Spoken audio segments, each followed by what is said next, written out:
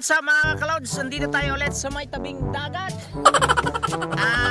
At naglilinis ngayon yung mga bataan ni ka-Lods Carding at si Lods Jared. Sana all. Lods Jared! Dito tayo mga Lods. Dumating yung isang bangka natin. Ayun o, pupunta natin doon mga Lods. Ayan.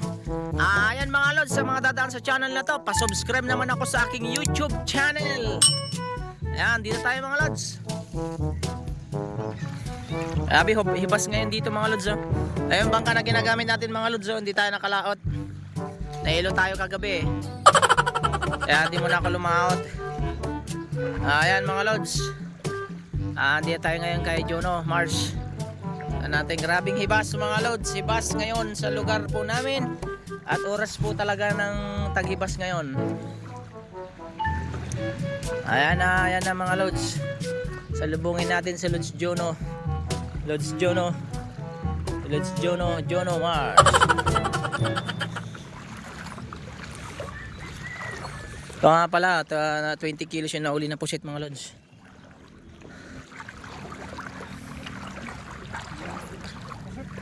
Ha? Bakit? Ha? Ba't di ka umuwi?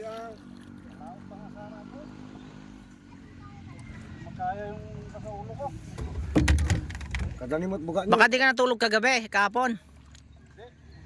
Ang gwapong ka natulog? Oh. Tara kay Elise. Bakit? Sayap. Wala, dito siya nagpusit mga Lods.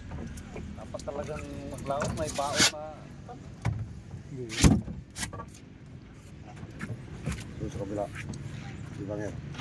Wala, yelo yan. Yan sa kabila. No. Yan sa liit, maliit na.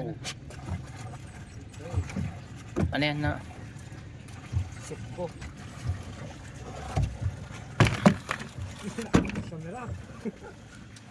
Bingsamot. Gam.